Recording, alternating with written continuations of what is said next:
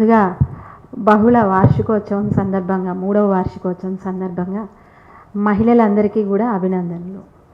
ముఖ్యంగా మహిళా పత్రిక కాబట్టి మహిళలకి అభినందనలు. తర్వాత సభలో ఉన్న సాహితీ ప్రియులకు మీకు ముందుగా వందనాలు. అట్లాగే సభను అలంకరించిన, వేదికను అలంకరించిన పెద్దలందరికీ వందనాలు. నాకు ఇచ్చిన అంశం ఏంటి అంటే, అంశం కాదు, పుస్తకం ఏంటి అంటే కుదురు. ఈ కుదురులో దాదాపు 10 వ్యాసాలు ఉన్నాయి, అంటే సాహితీ వ్యాసాలు ఉన్నాయి, 17 సమీక్షలు ఉన్నాయి.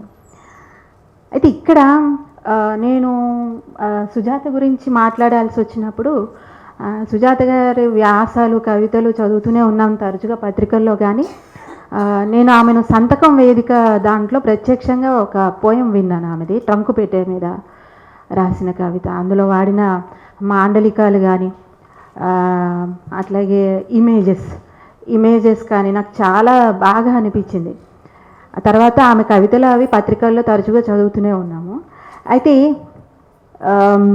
ఇక్కడ ఆమె ఆ రోజు విన్న ఆ పోయం మాత్రం నాకు ఇప్పటికీ కూడా మనసులో మెదులుతూనే ఉంటుంది. ట్రంకుపేటతో ఆమెకున్న అనుబంధాన్ని, జ్ఞాపకాలని చాలా చక్కగా చెప్పుకొచ్చారు. అయితే ఇక్కడ ఈ కుదురు ఆ పుస్తకం దగ్గరికి, వ్యాసాల పుస్తకం దగ్గరికి వెళ్ళినప్పుడు దానికంటే ముందు ఆమె వేసిన ఏమేమి సంపుటాలు ఉన్నాయి అంటే, నెమలికలు, కవితా సంపుటాలు ఇవన్నీ కూడా, మట్టి నా ఆలాపన, మట్టి నా నానీలు, అట్లాగే జొన్నకంకి, హోమ్ మేకర్ కవితా సంపుటాలు ఆవిష్కరించారు. అయితే దీంట్లో ఒకటి ప్రత్యేకంగా మనకు కనిపిస్తూ ఉంటుంది. ఒక ప్రత్యేకత ఏంటి అంటే, మట్టిని ఆమె మర్చిపోలేదు అనే విషయం మనకు కనిపిస్తూ ఉంటుంది. ప్రతి దాంట్లో, ప్రతి టైటిల్లో కూడా మ్యాక్సిమం అది కనిపిస్తూ ఉంటుంది. జొన్నకంకి కూడా మనకు అట్లాగే అనిపిస్తూ ఉంటుంది. ఇంకో ప్రత్యేకత ఏంటి అంటే, బాల్యం నుండి ఇప్పటిదాకా వచ్చిన హోమ్ మేకర్ వరకు ఆమె నడిచిన ప్రయాణాన్ని టైటిల్స్గా చెప్పిందేమో అనిపిస్తూ ఉంటుంది. అయితే ఈ కుదురులో ముఖ్యంగా మనోవైజ్ఞానికంగా ఉన్న వ్యాసాలు ఎక్కువగా ఆమె కనిపించాయి. అట్లాగే సుజాత గారు టీచర్ ఈ టీచర్ దగ్గర నుంచి చాలామంది విద్యార్థులు ఈమె చేతుల్లోంచి వెళ్ళుండవచ్చు. ఈ వెళ్ళడం వల్ల ఏంటంటే, మనోవైజ్ఞానికంగా అంటే యువతకు శాస్త్రీయంగా ఒక అవగాహన కల్పించాలి. అంటే మూఢనమ్మకాల్లోనే ఉండిపోకూడదు. ఈ మూఢనమ్మకాలని భ్రమలుగా భావించి, ఆ భ్రమల్లో నమ్మకాలుగా నమ్మి, ఆ నమ్మకాలని లైఫ్కి అప్లై చేసుకుంటూ ఉన్న యువతరానికి ఒక సందేశాన్ని ఇచ్చారు తన మనోవైజ్ఞానిక ఈ ఏమంటారు వ్యాసాల ద్వారా. సమీక్షలు అందులో వచ్చేసరికి మన బహుళ పత్రిక ఇది నడిపించే మన జ్వలితక్క మల్లెసాల అని ఒక ఇది వేశారు. అందులో ఆమె సంపాదకత్వంలో వచ్చిన ఆ సమీక్ష అద్భుతంగా రాసింది సుజాత. తర్వాత నూతంకి రవీంద్ర గారు రాసిన అతడే అలిగిన నాడు అని చెప్పేసి రైతుల మీద రాసింది. అట్లాగే లేఖావలోకనం అనే పుస్తకంలో స్త్రీల వాయిస్ వినిపించిన దానిపై సమీక్ష రాశారు.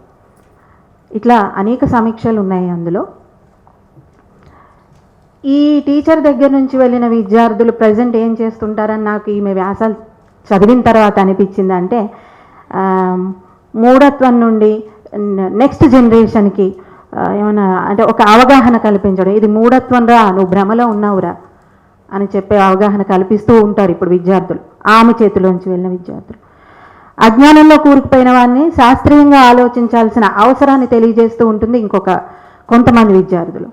అట్లాగే కొన్ని మెదడులకి వాస్తవ వెలుగు వైపు నడిపిస్తూ ఉంటుంది కొంతమంది విద్యార్థులకు. ఆమె చేతిలో వెళ్ళిన విద్యార్థులు ఇట్లా ఉండవచ్చు అని నేను అనుకుంటూ ఉంటున్నాను.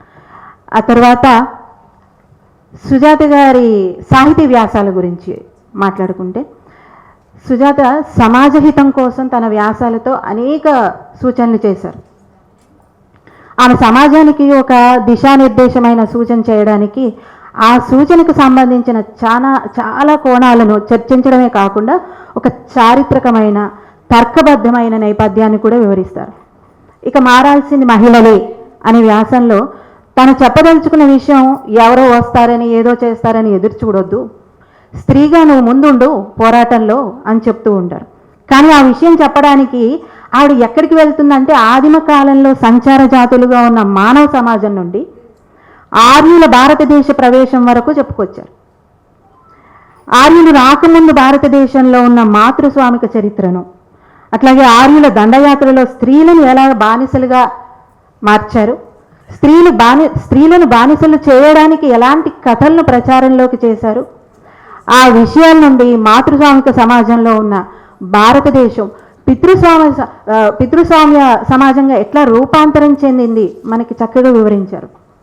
ఒక విషయాన్ని ఏదో అలా చెప్పుకుంటూ పోకుండా ఆ సమస్య చుట్టూ ఉన్న విషయాలను మొత్తం పరిగణలోకి తీసుకునే విధానం చాలా చక్కగా ఉంటుంది. అదంతా కూడా మీరు వ్యాసాల్లో చదివితే బాగుంటుంది. ముఖ్యంగా మూఢనమ్మకాలు, అసత్యాలు సమాజంపై రుద్దగడం కాకుండా ఒక శాస్త్రీయ సమాజ అవగాహనతో మాట్లాడతారు సుజాత. శాస్త్రీయ దృక్పథ ఆచరణ నియమం అనే వ్యాసమే ఎందుకు ఉదాహరణ. బాబాలు స్వామీజీలు ఏదో చేస్తారు, వాళ్ళకి ఏవో అతీంద్రియ శక్తులు ఉన్నాయని వాళ్ళ దగ్గరికి పరిగెత్తడం కాకుండా అది ఎంత మూర్ఖత్వమో కూడా ఈమె వ్యాసాల ద్వారా మనకి చెప్తూ ఉన్నారు.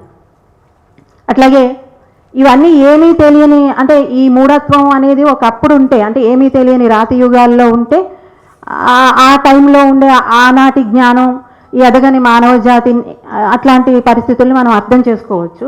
కానీ ఇంత జ్ఞానం ఉండి ఇప్పుడు చదువుకున్న వాళ్ళు కూడా ఇట్లాంటి మూఢత్వంలోకి, ఇట్లాంటి అజ్ఞానంలోనికి వెళ్ళిపోతున్నారు అనే బాధని ఆమె వ్యక్తం చేస్తూ ఉంది ఆమె వ్యాసాల్లో. అయితే పూజించడం, నమ్మకాలను ఏర్పరచుకోవడం, మహత్యాలు ఉన్నాయని అజ్ఞానంలో బతకడం, మానవ సమాజం దిగజారుతున్న విధానాన్ని చాలా చక్కగా వివరించారు. అయితే ఇక్కడ ఈమె వ్యాసాల కింద అలా చెప్పుకుంటూ పోకుండా అప్పుడప్పుడు మనకి కొన్ని పోయిటిక్ లైన్స్ కూడా కనిపిస్తూ ఉన్నాయి. ఒక ప్రశ్న చైతన్యంలో నుంచి ఉదయించి వెలుగులు తెచ్చేదాకా విశ్రమించదు. ఒక ప్రశ్న అసమానతల్లోంచి పుట్టి అగ్నిపర్వతమై నిలదీస్తుంది. ఒక ప్రశ్న తెలుసుకోవాలని కుతూహలంతో మొదలై నూతన ఆవిష్కరణలకు తెరలేపుతుంది. ఇంచుమించుది మనకి ఒక పోయం లాగా అనిపిస్తూ ఉంటుంది, ఒక కవిత్వం లాగా. అట్లాంటి ఔన్నత్యం మనకి ఈ సమీక్షల్లోనూ అట్లాగే ఈ సాహితీ వ్యాసాల్లోనూ మనకు కనిపిస్తూనే ఉంటాయి. అయితే ఈ వ్యాసాల్లో ఆనాటి గ్రీకు తత్వవేత్త సోక్రటీస్ కూడా ప్రజలను మేల్కొల్పింది ప్రశ్నల ద్వారానే అని మనకు ఒకసారి గుర్తు చేస్తూ ఉంటుంది.